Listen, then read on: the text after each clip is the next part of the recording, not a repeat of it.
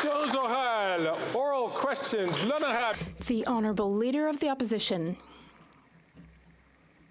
Le ministre radical et libéral de Radical Liberal Environment Minister is threatening to impose an order in council which would put at risk thousands of jobs in the Quebec forestry sector.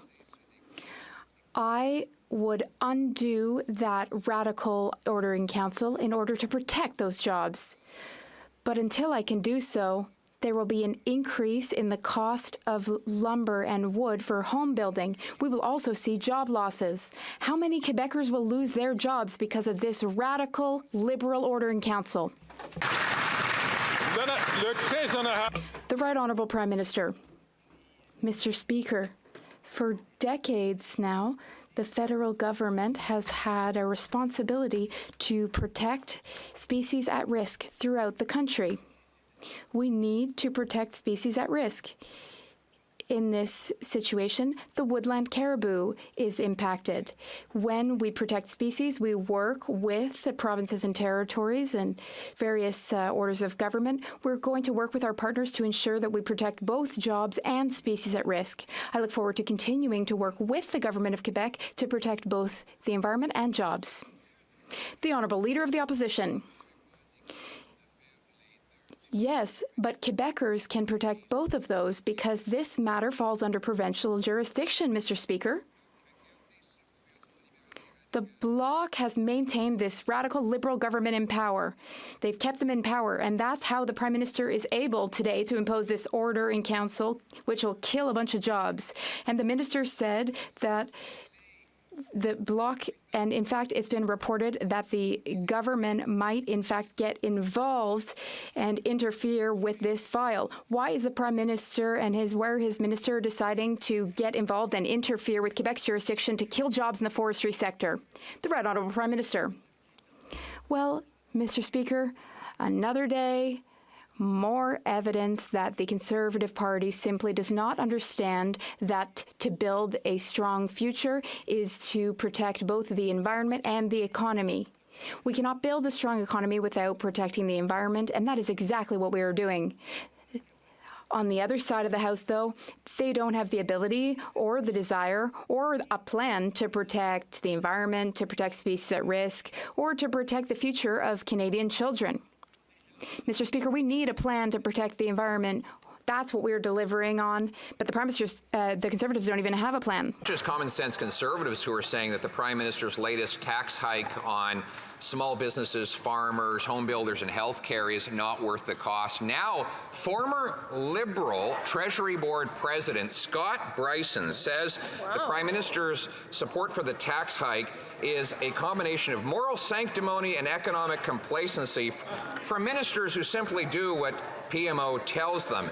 He calls it socialist bafflegab. Why is the Prime Minister going ahead with killing jobs and raising costs with what his own Liberals call socialist bafflegab?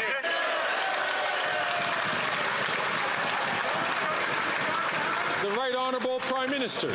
Speaker, despite the Conservative leader's partisan attacks, the raise on capital gains inclusion rates is very simple. If Canadians make more than $250,000 in profit from selling investments in a given year, we're asking them to share a little more of those profits with Canadians who need those investments, whether it's by investing in housing, whether it's standing up for school food programs, whether it's delivering dental care to seniors. These are investments we're making to support Canadians by asking the wealthiest to pay their fair share. The Honourable Leader of the Opposition. It's not partisanship for me. It's his own former Liberal Treasury Board President who calls it socialist bafflegab. In fact, the tax begins applying on the very first dollar that a small business earns.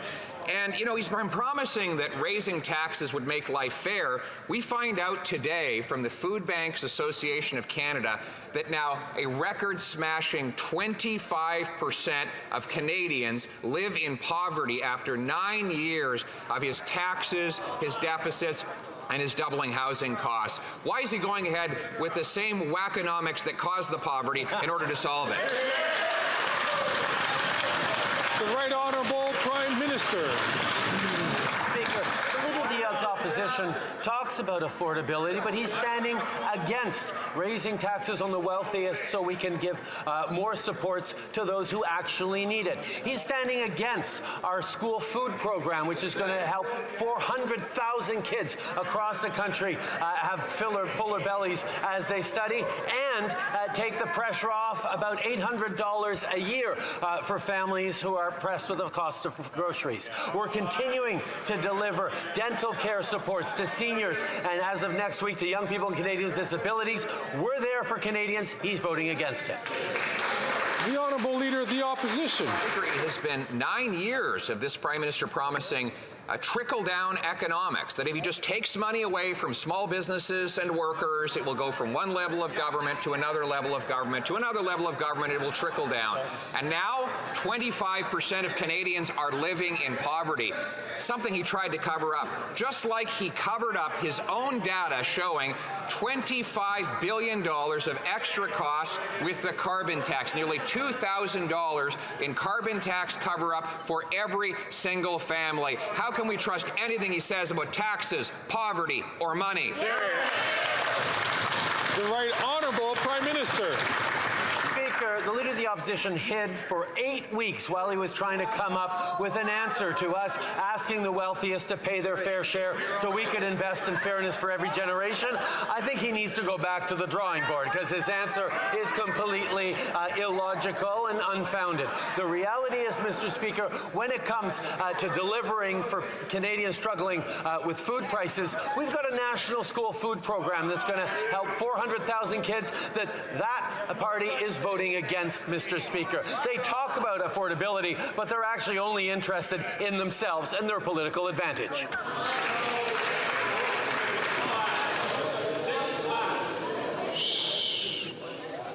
L'honorable député de Saint-Jean. The Honourable Member for Saint-Jean. The Premier of British Columbia, David Eby, wrote to the Prime Minister to ask him to share more information and share information better about foreign interference with his province. Now, we know that with foreign interference, the Prime Minister isn't very proactive. He prefers to just close his eyes and wait for things to calm down. What we've seen is that foreign interference is not limited to the federal government. It can impact many orders of government. So why does the Prime Minister refuse to share critical information about foreign interference with premiers and provinces? The Right Honourable Prime Minister. On the contrary, Mr. Speaker, we are working with intelligence services and with CSIS to be able to share classified secret information with provincial premiers so that we can better work together on this very real matter, this problem, the problem of foreign interference. We have also created many mechanisms and institutions to counter foreign interference. More than any government before us, we will continue to be transparent and thorough in countering foreign interference. I thank the Bloc Québécois leader for proceeding to get security clearance, and we hope the Conservative leader will do the same. The Honourable Member for Saint-Jean. Well, the Prime Minister's dilly-dallying has had consequences. He refused to give information about the Winnipeg National Laboratory until ordered to do so. Also, there were problems with lack of collaboration with provinces when it comes to information sharing. The Prime Minister is as much part of the problem as he is part of the solution. He needs to step up. What is he waiting for to give Quebec and the provinces the information that he has? The Right Honourable Prime Minister. Mr. Speaker, Bill C-70 that we just passed through the House with the support of the Bloc Québécois and that has been sent to the Senate for further study. Well, Bill C-70 seeks to enhance information sharing with provincial and territorial premiers, information sharing when it comes to foreign interference or any national security threats. Through the bill, we would share information more often and more consistently. We are working respectfully and in cooperation in order to protect our democracy together as a team. For 3 months, this Prime Minister has known about serious allegations that parliamentarians are knowingly working with foreign governments to undermine our country. Yet we don't know if he's had a single conversation with any member of his caucus. And the Conservative Party leader doesn't even want to know about serious allegations of foreign interference that directly impact their party. Why do both of these leaders put the interests of their party in front of our country? The Right Honourable Prime Minister. Speaker, as all parliamentarians know, The honourable member from Battle River Crowfoot knows indeed that he should not be speaking at the time. So I'm going to ask the honourable member, the Right Honourable Prime Minister, to start from the top, please. Mr. Speaker, all parliamentarians in this House know how important it is to protect our democracy from foreign interference. That is why we've been working together, whether it's on a National Security Committee of parliamentarians that we created over the objections of the Conservative Party, whether it's through strengthened mechanisms within our national security universe, but also through election interference monitoring by top public servants. We have taken more actions on preventing foreign interference than any other government, and we've continued to work with independent commissions like the Public Inquiry to get to the bottom of it. The honourable member for Burnaby South. And not taking action. For 3 months now, the Prime Minister has had information about allegations of parliamentarians knowingly helping India and China.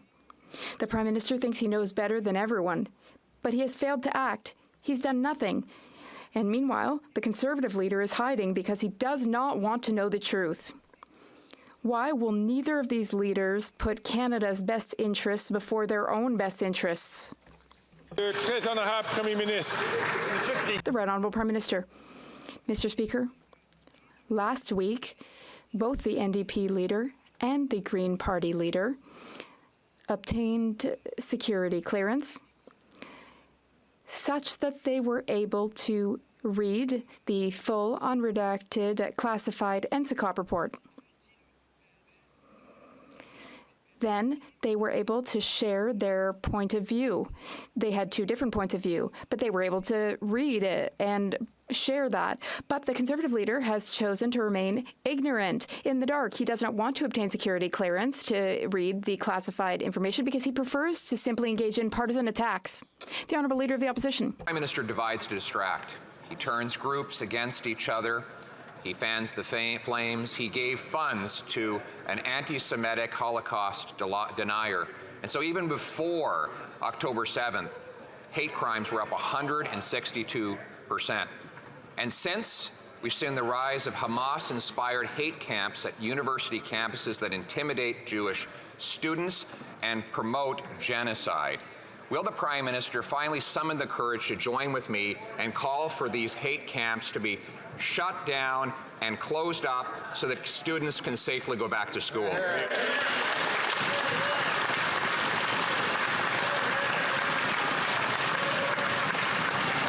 The Honourable Minister of Justice and Attorney General. I welcome the Leader of the Opposition recognizing the divisive rhetoric and the division that is occurring in Canadian society right now. We have a problem with hatred. We've got to address that problem with hatred. We know that the statistics show that hate crimes are on the rise 130% in the last 5 years. That's why I was proud to stand with CIJA when we tabled Bill C-63, the online harms legislation that would improve penalties for hate crimes, that would provide a definition of hatred, that would ensure that we are keeping Canadian communities safe. The Special Envoy on Anti-Semitism supports the bill. CIJA supports the bill. I'm just wondering why the Leader of the Opposition does not.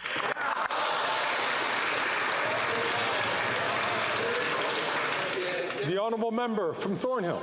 About those hate camps, all while he allows 700 agents of the Iranian regime to openly operate in Canada 4 years after they killed 55 Canadians, 30 permanent residents, and funded the brutal massacres of October 7th. 6 years of excuses and they did nothing. But with a by-election on Monday and the Prime Minister desperately needing to pad his margins, it turns out that there might be enough pressure for them to finally ban the IRGC terrorists that they should have banned years ago before they set up shop here to terrorize our community. communities? Why does the Prime Minister always put himself ahead of the safety of Canadians? The Honourable Minister of Public Security. Mr. Speaker, our government has taken a series of measures to hold the murderous Iranian regime to account. We have consistently said and taken measures, whether it's under immigration legislation. We've listed the Revolutionary Guard Quds Force in terms of being a terrorist entity. Mr. Speaker, we take advice from national security agencies in terms of listings, and we think that honourable members should allow that process to take place. And when we have some news, we'll be making an announcement appropriately. L'honorable député de Chicoutimi-Le-Fjord. The honourable member for Chicoutimi-Le-Fjord. Mr. Speaker, there is a reason why people are saying that the Environment Minister should resign. Once again, he is going after forestry workers. Thousands of jobs are at stake in the Saguenay region. And yet, Quebec has the largest network of protected areas for woodland caribou. But the Environment Minister still wants to impose his order in council without considering the socioeconomic consequences. This minister, who lives in Montreal, never understands our regional issues. When will the Environment Minister stop punishing forestry workers who are just trying to do their job and earn a living?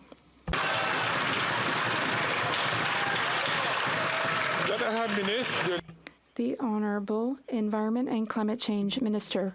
Well, I would like to remind my colleague that I was born and grew up in the beautiful town of La Tuque, in my colleague's riding, the Minister of Industry's riding. Now, my second point is that Quebec has committed since 2016 to publishing a caribou recovery plan. And there was a letter from the provincial and federal government in 2022. And in 2022, once again, Quebec promised to implement a caribou protection strategy and to protect 65% of that species' habitat. The honourable member for Chicoutimi-Le-Fjord. Mr. Speaker, how many times has the Environment Minister been to the Saguenay region to meet with representatives of the forestry industry? Once? Twice? No, 0 times. No times, because he doesn't seem to be able to travel outside of Quebec. The forestry industry is crucial in Quebec, but he doesn't even seem to understand that. He needs to stop going after the industry. He needs to decide not to impose his order in council. Thousands of jobs are at stake, and that means thousands of families are at stake too. Conservatives will always protect forestry workers' paychecks. Will the minister respect Quebec's jurisdiction once and for all, and will he leave forestry workers alone?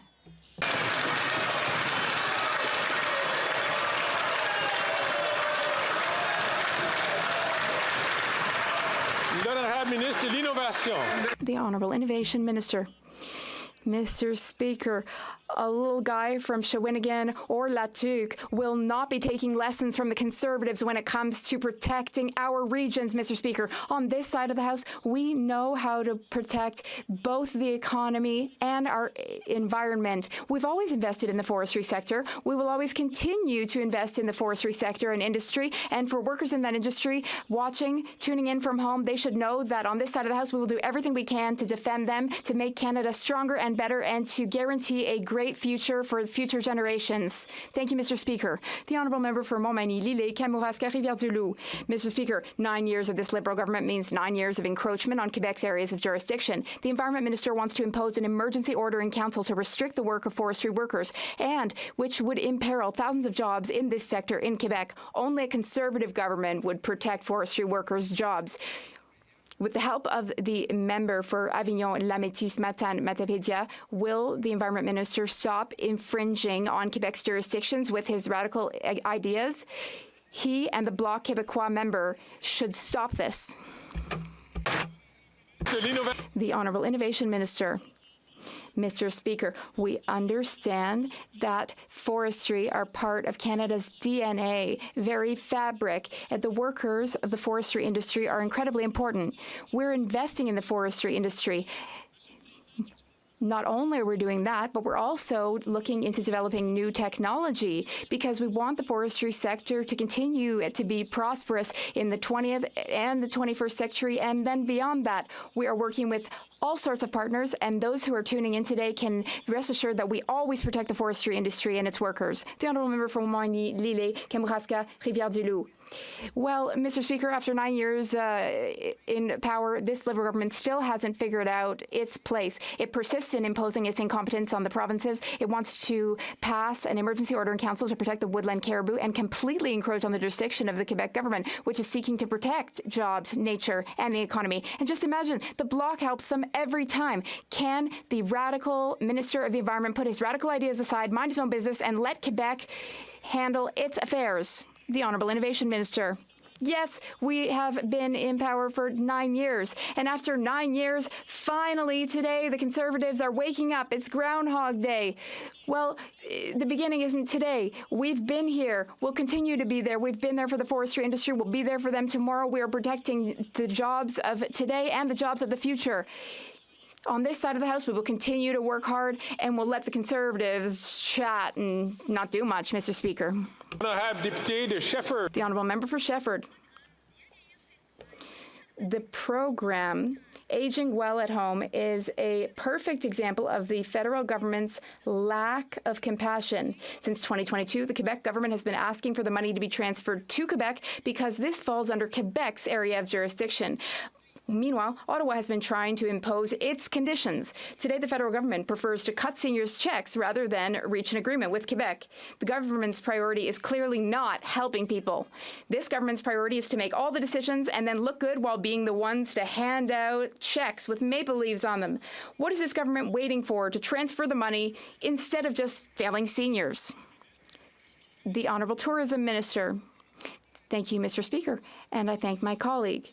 The program Aging Well at Home is a federal national program to help seniors age safely and with dignity. Mr. Speaker, our government invested $90 million in this program so that community organizations can put forward projects. Mr. Speaker, Quebec organizations and groups put forward projects through this program and this funding. We'll continue to work very hard with them to ensure that they receive funding. The Honourable Member for Shefford. Well, there's clearly a problem, though. This government has already created 2 classes of seniors. For 65 to 74-year-olds, the government will not enhance old age security. For those aged 75 and up, they're entitled to an increase of OAS. The Aging Well at Home program once again creates 2 classes of seniors, Quebec seniors and Canadian seniors. Seniors in Quebec will not receive any assistance from Ottawa under this program, which helps people age well at home and supports community organizations. Seniors in Canada, though, will receive assistance from Ottawa. What's the government waiting for to transfer the money? Why is it holding Quebec seniors hostage? The Honourable Tourism and Economic Development Minister. Mr. Speaker, community organizations have worked very hard to present projects through this national federal program. Seniors need these projects. Sometimes it's meal delivery, sometimes it's help with transportation and getting around. We are in solution mode. We're working with Quebec. We'll continue to work with them because we want to ensure that community organizations will receive the funding they need so that they can help seniors. There are no 2 categories of seniors. There's 1 category of seniors. There are just seniors, and this government is here for them. The Honourable Member for Thérèse de Blainville. Well, one of the best ways, Mr. Speaker, to address labor shortages is training. Training is the key to ensuring that we have a skilled workforce in all sectors of the economy. Everyone agrees about this. Workers, employers, the government, everyone's unanimous. Yet Ottawa is cutting transfers, leading to a windfall of $145 million. We know that the government is tired, but the government needs to wake up. Will the government reconsider its decision to cut transfers for labor force training? The Honourable Minister. As soon as we formed government, we began to invest significantly and heavily to train millions upon millions of Canadian workers from coast to coast to coast. Now, the program in question was not renewed in Budget 2024 because it was a temporary measure. We are here to work with provinces. We will continue to help them. Training is very important. Training is an area of shared jurisdiction. We are here for Canadian workers, all Canadian workers. The Honourable Member from Foothills. This Liberal NDP Prime Minister is robbing hardworking Canadians to pay for his out-of-control spending. The level of that thievery was exposed last week when the Liberals were forced to admit that their carbon tax scam robs our economy of $30 billion a year, and it picks the pockets of every single Canadian family of $2,000 a year. This Environment Minister is not worth the economic vandalism he has wrought on Canadians. Will he admit that his carbon tax is a scam and just resign? The Honourable Deputy Prime Minister and Minister of Finance. Mr. Speaker, a deception was revealed last week. It was. The deception was the fake pose of the Conservatives to pretend to be on the side of working people. And last week we gave them a choice. We said they could be on the side of a nurse or a welder, a Canadian who lives from paycheck to paycheck, or they could side with a multimillionaire. It did not surprise anyone on this side of the House that the Conservatives yet again chose their rich lobbyist friends. Shame on them, Mr. Speaker. The Honourable Member from Foothills. About the NDP Liberal carbon tax scam was exposed last week, and it confirms what every hardworking Canadian already knows. It makes life unaffordable. The Liberals' own data, which they desperately tried to hide, shows the Liberal carbon tax scam robs Canadian families of $2,000 a year. This is money that they would put on dance fees, hockey registration, a summer vacation, or just to put food on the table. The truth is, hardworking Canadians can't afford this Environment Minister's carbon tax scam. Will he admit it's a failure and just resign? Give Canadians a break. The Honourable Deputy Prime Minister and Minister of Finance.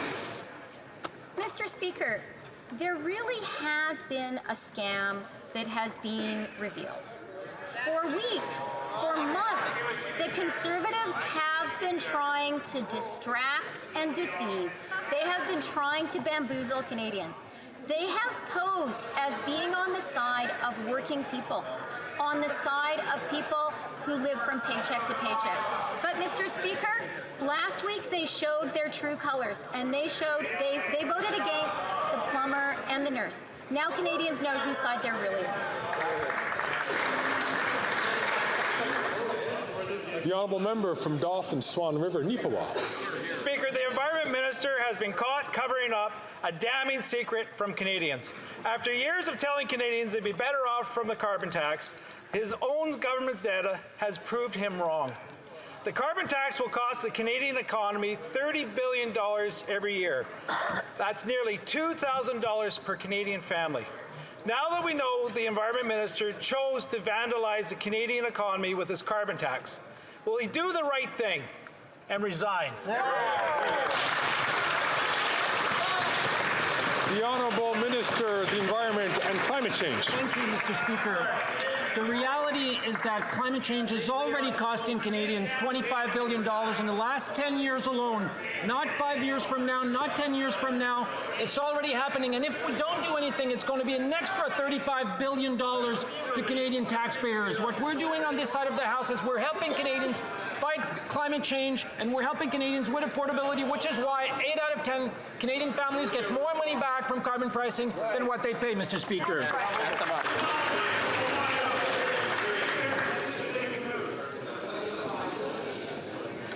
The Honourable Member from the Coast of Bays Central, Notre Dame. Mr. Speaker, this NDP Liberal Costly Coalition can no longer dispute the Parliamentary Budget Officer's finding that carbon tax will cost most Canadians more than they pay in. Their own report, which Conservatives forced them to release, shows that carbon tax will cost every single family in Canada $2,000 per year. Wow. And it'll cost the Canadian economy $30 billion per year. This is nothing short of economic vandalism. So after 9 years, will this Prime Minister finally do the right thing and fire his Environment Minister, or will he once again prove that he's not worth the cost? The Honourable Minister of Labour. Let's go through the numbers yet again, Mr. Speaker. For a family of 4 in Alberta, it's $1,800. For Manitoba, it's $1,200. For Ontario, Ontario, it's $1,120. In Saskatchewan, it's $1,504. In New Brunswick, it is $760. In Nova Scotia, $824. In PEI, $880. In Newfoundland and Labrador, $1,192 a year. To most people, that's a lot of money. To these guys, it's phony. Thank you very much, Mr. Speaker. The honourable member from Cowichan, Malahat, Langford. People are increasingly turning to food banks in Halifax because of sky-high grocery prices, with food bank visits having risen by 21% since last year. Instead of tackling the corporate greed gouging these families, the Liberals gutted the NDP's bill to address price fixing and harmful mergers that are increasing prices for Canadians. Just like the Conservatives, they'd rather protect CEO profits over lowering prices for Canadians. Why did the Liberals choose corporate power and profits over the people of Nova Scotia? The Honourable Minister for Innovation. Mr. Speaker, I'd like to thank my colleague for the question. We did not even only choose the people of Nova Scotia. We chose all Canadians, Mr. Speaker, when we call all the CEOs of the grocery chain to come to explain themselves in this town in Ottawa, to answer to this government, to answer to Canadians. Mr. Speaker, we have introduced one of the most comprehensive reform on competition because we want more choice, less consolidation, and more competition. But if the NDP and Conservative want to do something, Mr. Speaker, they should call Walmart and Costco like I'm doing to ask them to sign the Grocery Code of Conduct so we bring fairness in this country for all grocers across the nation.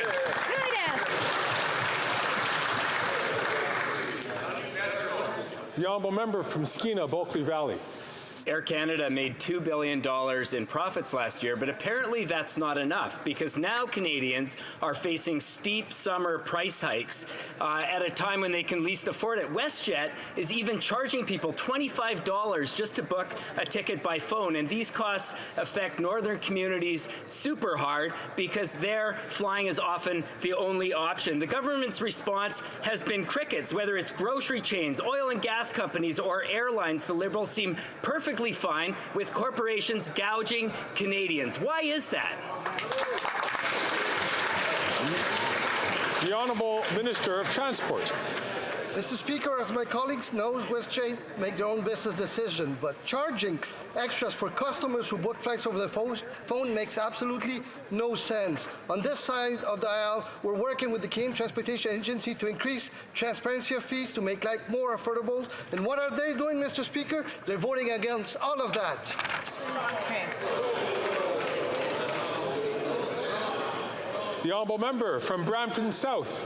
Mr. Speaker, June is National Indigenous History Month. It is time to reflect on the legacy and impacts of colonialism and work together towards a better future. This is a top of mind for the 12,000 First Nations and non-Indigenous residents who live in the Winnebago region in Northern Ontario. Can the Minister of Indigenous Services tell us what the government is doing to ensure everyone has a fair access to quality health care? The Honourable Minister for Indigenous Services. Thank you very much, Mr. Speaker, and I thank the member from Brampton South for her advocacy. She's right. For too long, Indigenous people have been facing discrimination as they access health care, but everyone in this country has the right to quality health care.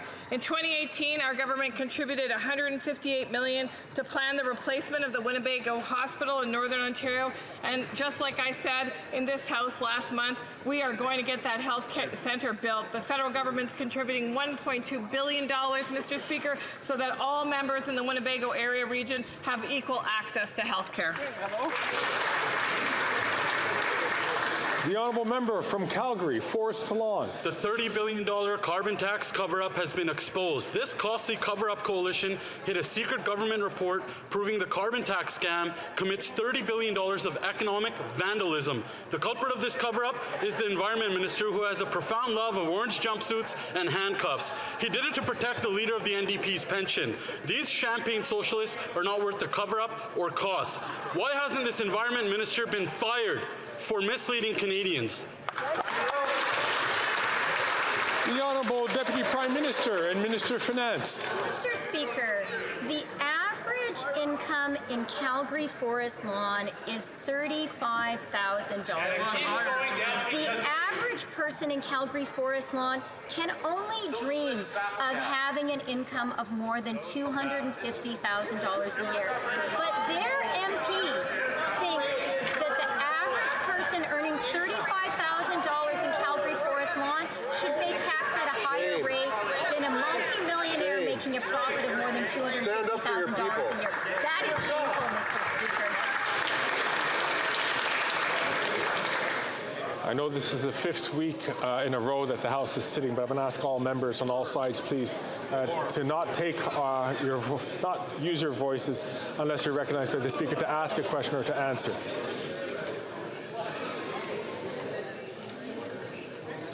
The honourable member from Calgary Forest Lawn. Looks like she has a PhD in wackonomics. Facts are like common sense in this government and not so common. This proud socialist environment minister's woke, radical, extreme agenda sent 2 million Canadians into a food bank and 1 in 4 into poverty. His government hid a secret report that proves the carbon tax scam cost Canadians an extra $30 billion. If anyone in the private sector covered up a $30 billion loss from shareholders, they'd be fired. So how the hell does this guy still have a job?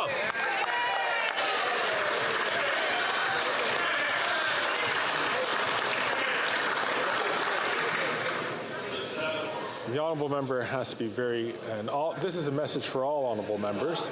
You have to be very careful about the language that you use in the House. The Honourable Deputy Prime Minister and Minister of Finance.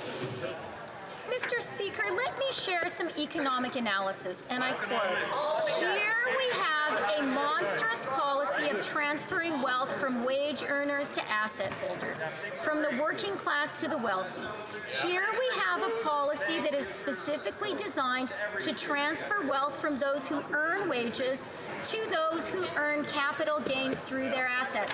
Who said that? The current Conservative leader. He was railing against the holders of assets and claiming to support working people. But we learned last week that is fake populism. The honourable member from Caribou, Prince George. After 9 years of this NDP Liberal government, Canada's on track for the worst living standards in 40 years. Now the Prime Minister's radical finance minister are hiking taxes on farmers to pay for their inflationary spending, all during a food crisis. A new report indicates that the Liberals' job-killing tax hike will cost average farmers 30% more in taxes. Canadians know that when you tax the farmer who grows the food, tax the trucker who ships the food, it's all Canadians who pay the price. How is that fair? The Honourable Deputy Prime Minister and Minister of Finance.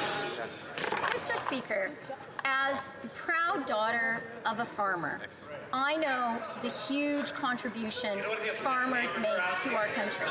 And that is why I am glad that with these tax measures, we are able to increase the lifetime capital gains exemption to $1.25 million for each farmer in Canada.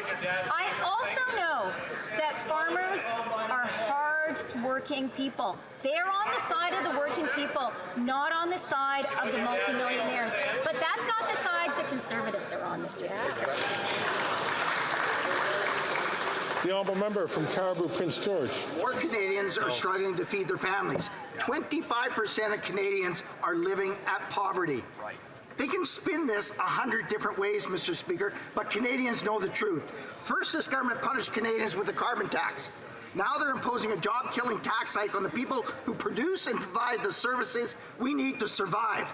Farmers, welders, plumbers, home builders, doctors, and small business owners will all be decimated by this hike. Will the minister commit to exempting any Canadian earning less than $120K a year from this job-killing tax hike? The Honourable Deputy Prime Minister and Minister of Finance.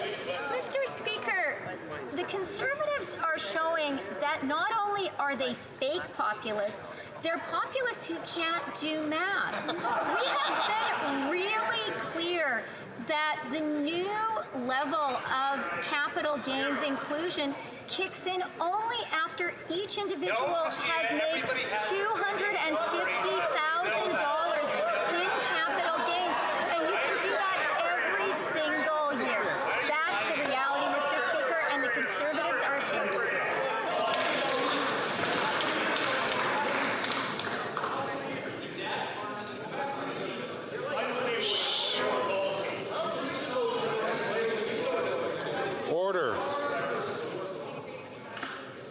Order.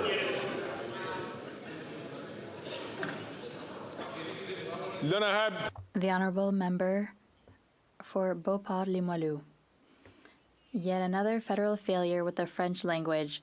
Canada Post hired unilingual English-speaking letter carriers in Belleuil and Saint-Rémy. They claim it's not necessary to speak French to deliver mail.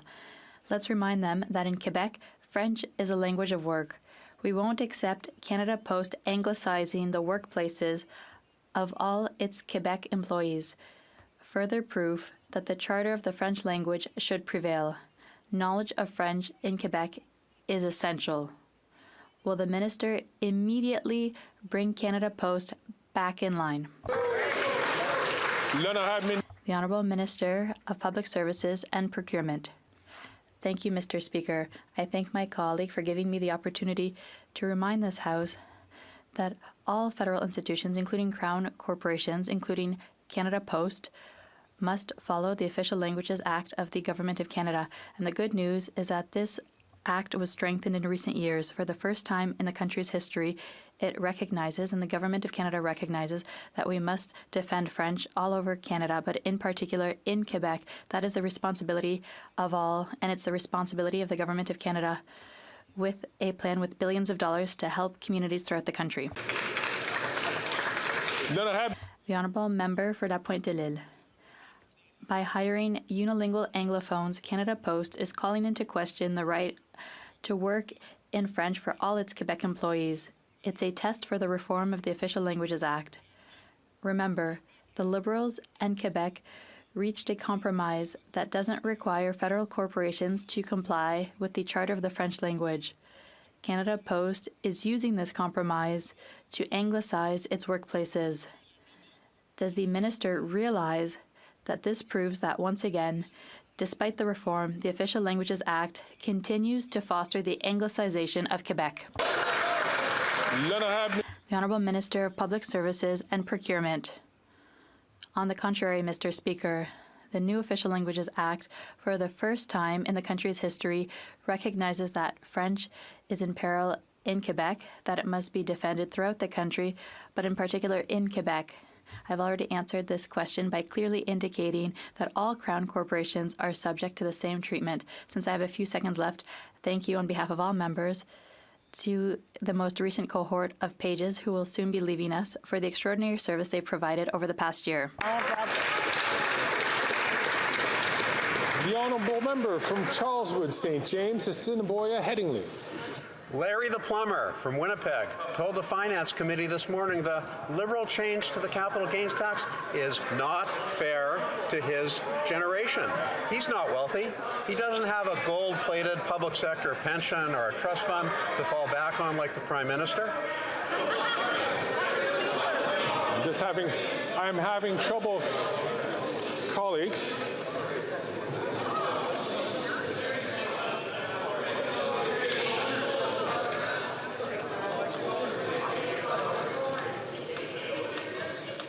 Colleagues, I'm having difficulty hearing the Honourable Member's question. I'm going to ask him to start from the top. The Honourable Member. Larry the plumber from Winnipeg told the Finance Committee this morning the Liberal change to the capital gains tax is not fair to his generation. He's not wealthy. He doesn't have a gold-plated public sector pension or a trust fund to fall back on like the Prime Minister. He worked hard to build a small plumbing company, to save for retirement for his family. And now the Prime Minister is pulling the rug out from his retirement plan, penalizing his hard work. Will the Prime Minister exempt plumbers like Larry from the capital gains increase, yes or no? The Honourable Deputy Prime Minister and Minister of Finance.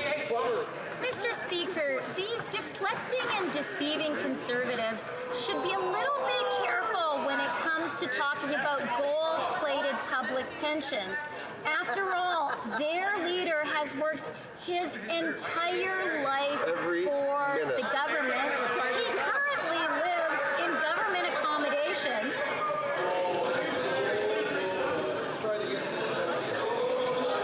Colleagues, like I was having difficulty hearing the member from Charles Wood, St. James, Assiniboine, Headingley. I'm having difficulty hearing the Deputy Prime Minister. I'm going to ask the Deputy Prime Minister to please respond again from the top, and I'm asking all members please to allow the Speaker to be able to hear the member. Very happy to do so, Mr. Speaker. Mr. Speaker, these deflecting and deceiving Conservatives should be a little bit careful when it comes to talking about gold-plated public pensions. After all, they are led by someone who has worked his entire life for the government, someone who currently lives in government luxurious housing and has a government chef. Now, when it comes to working people, Mr. Speaker, we are on their side. They've just shown they're not. That's right. The Honourable Member for Charlesbourg, Haute-Saint-Charles. The Minister of the Environment, with the support of the Bloc, is poised to impose more radical policies on Quebec by imposing an order that will destroy the forestry industry in Saguenay-Lac-Saint-Jean. TVA Gaspésie reports that, according to the Bloc environment critic on the issue of caribou, Ottawa could get involved. Only the Conservative Party defends forest industry workers in Quebec. Can the Minister of the Environment let Quebec manage its land as it sees fit? The Honourable Minister of Immigration. I thank my colleague for his question. He knows well that we've always been there for the forestry industry. We will always be there for the forestry industry, Mr. Speaker. Forestry industry workers know that we have to protect the environment and the economy, and they also want to ensure they have jobs now and for generations to come. That is why, Mr. Speaker, we will continue to invest in innovation. We will continue to support the industry, and we will always be on the side of forestry workers in Quebec and throughout the country, Mr. Speaker. The Honourable Member for Beauce. Mr. Speaker, my question is for the Minister of Finance, who never thinks about or consults farmers. With the help of the Bloc Québécois, she has found a new way to harm our agricultural sector. This new capital gains tax increase will jeopardize the retirements and succession plans of our farm families. UPA President Martin Caron wrote a letter to her on June 6th, a heartfelt plea to denounce the situation. Will she make a commitment today that no farmer will lose his or her retirement because of this tax hike? The Honourable Deputy Prime Minister and Minister of Finance. Mr. Speaker, as the proud daughter of a farmer, I really want to assure my honourable colleague that I often speak to farmers and I respect their work so much. That is why I am proud to be able to share the news that on June 25th, we are increasing the lifetime exemption for $2.5 million. This is a big deal for farmers in Quebec and Canada. The Honourable Member for Saint-Léonard, Saint-Michel. Mr. Speaker, thousands of seniors, including those in my riding of Saint-Léonard, Saint-Michel, have already visited their dentist for treatment, demonstrating the importance of the Canadian Dental Care Program. Unfortunately, the opposition persists in opposing this program day after day. Can the Minister of Public Services and Procurement give us an update on the success of this program for seniors of Saint-Léonard, Saint-Michel? The Honourable Minister of Public Services and Procurement. Thank you, Mr. Speaker. The leader of the Conservative Party is against the Canadian Dental Care Program, and he is fooling the seniors of the Quebec City area by saying on the radio that the program didn't exist, so don't sign up. Mr. Speaker, this is a disdain for the seniors of Quebec. The good news is it's not working. Out of the 2 million Canadians who've signed up, over a third are in Quebec. And the good news is that next week, all children from 0 to 18 and those with disabilities will be able to sign up for the new Canadian Dental Care Program. The Honourable Member from Mission Mascouy, Fraser Canyon. Congratulations, Mr. Speaker. For all the wrong reasons, Canada is now a world leader in high taxes. Ranked only behind Chile and Denmark, we now have the highest capital gains tax rate in the world. In the midst of a productivity crisis, How can the Minister of Small Business support a tax hike that will kill jobs and decimate our entrepreneurs? The Honourable Deputy Prime Minister and Minister of Finance. Mr. Speaker, yet again, the Conservatives need to work just a little harder, not only on being less hypocritical about support for working Canadians, but just on getting their facts straight. After this move, the capital gains rate in Canada will be lower than the tax paid in California or in New York City. Furthermore, the meter, Canada's marginal effective tax rate, is the lowest in the G7, and anyone who read the budget would have seen that. The Honourable Member from Carlton Trail, Eagle Creek. After 9 years, this Prime Minister is not worth the cost. Sean, a 20-year veteran, planning to retire next year, is gutted that he will have to put that off, given this government's punitive policy on capital gains.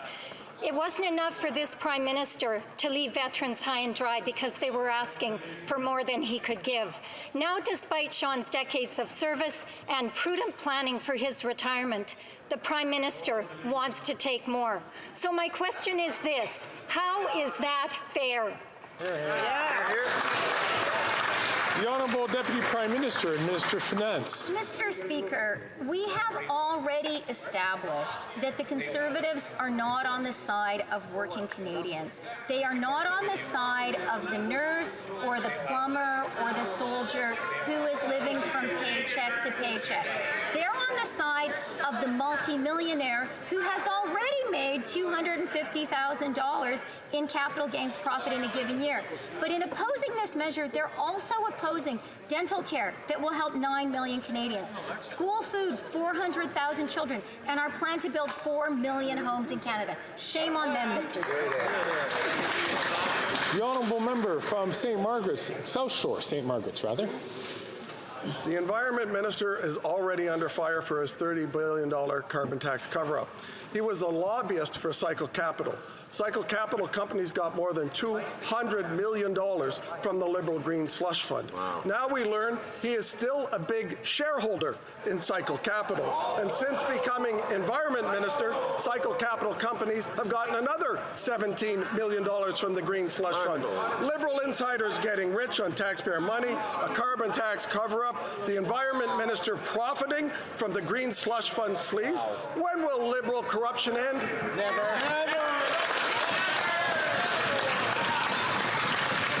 The Honourable Minister for Innovation. For the question, you know what is profiting for all the work of this government and all the members in this House is record investment in green technologies in this country, Mr. Speaker. We rank #1 ahead of China for the battery ecosystem, Mr. Speaker, in this country, and I have more.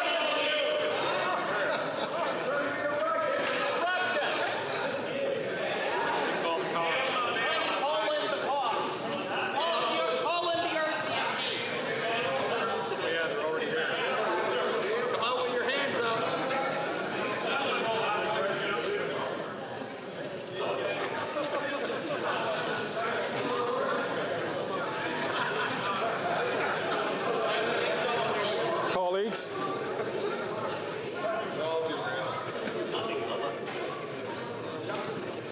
We're almost there.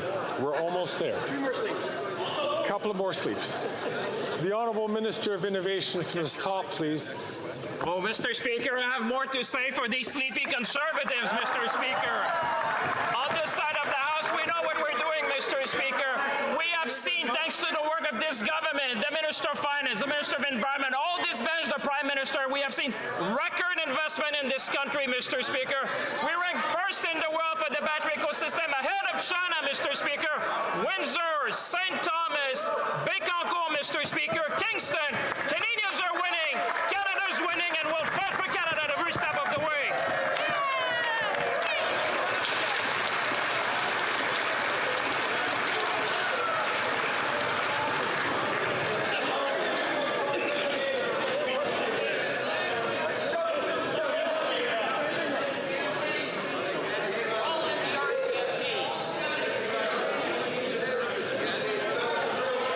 I could ask all members, ministers, members, please.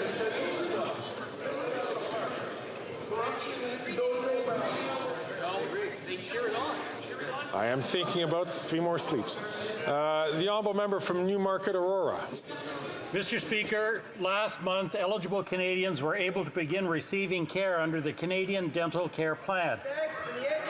In my community of Newmarket, Aurora, and across Canada, many seniors who haven't been able to afford a dentist are now able to visit participating dental providers.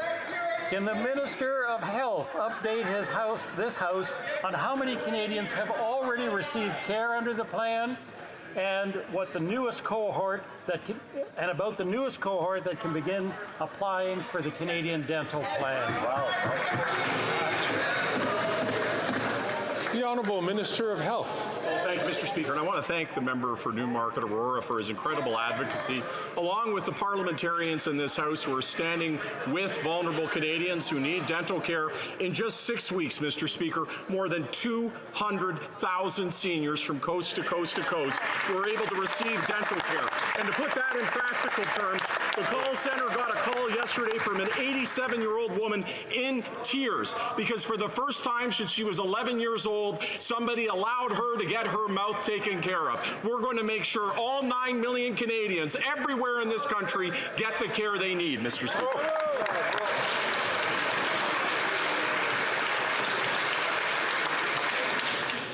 The honourable member from London Fanshawe. The Canadian Armed Forces have been saying for years that their grievance system is broken. Today's Ombudsman report confirmed this. On average, Canadian Armed Forces have to wait 1,000 days to get compensated when there's a mistake with their pay. People are frustrated, they're tired, and they're angry. Our men and women who bravely serve our country and keep Canadians safe deserve better. This government keeps failing our armed forces. Will the minister tell us the steps he will take to implement the Ombudsman's recommendations? Hear, hear. The Honourable Minister for National Defence. Thank you very much, Mr. Speaker. And, from COVID-19 to natural disasters, for their excellent work in Europe, our brave men and women of the Canadian Armed Forces have always been there for Canadians. It's our job to make sure that our forces and their families are well supported. And that is why, Mr. Speaker, I have accepted all of the Ombudsman's recommendations to transform and modernize our military grievance system. And as well, Mr. Speaker, we're making significant new investments to support those members. $100 million for child care, over nearly $300 million for a housing strategy, and nearly $500 million to digitize the health care records. Mr. Speaker, we and our government will always be there for the members of the Canadian Armed Forces. The honourable member from North Island, Powell River. Between 2010 and 2020, 191 Canadian military personnel died by suicide. And instead of addressing mental health challenges, Liberal and Conservative governments have cut funding, putting veterans at risk. The Burns Way is ready to provide more trained peer-to-peer support to our brave veterans, particularly for Indigenous and 2S LGBTQIA+ veterans. They deserve nothing less. So will the minister commit today to funding the Burns Way? Yes or no? Yes or no? The Honourable Minister for Veterans Affairs. Thank you very much, Mr. Speaker. Mr. Speaker, first of all, I want to take a moment to thank the members of the Veterans Affairs Committee for their important study that they presented last week on women's veterans. We certainly recognize that a lot of work needs to be done, and I want to commend all the members who worked on this report. On the issue of mental health services as well, Mr. Speaker, 2 years ago, the Department of Veterans Affairs Canada ensured that when members of the Canadian Armed Forces or veterans are applying for mental health services, they can have access to those services immediately without any assessments. We want to make sure when veterans are applying for services that they will have the care that they need when they need it the most. Bravo. Thank you very much, Mr. Bravo. Speaker. Excellent. Colleagues, following discussions among representatives of all parties in the House, I understand that there is an agreement to observe a moment of silence in memory of Hardeep Singh Nijjar, assassinated in Surrey, British Columbia, 1 year ago today. I now invite honourable members to rise.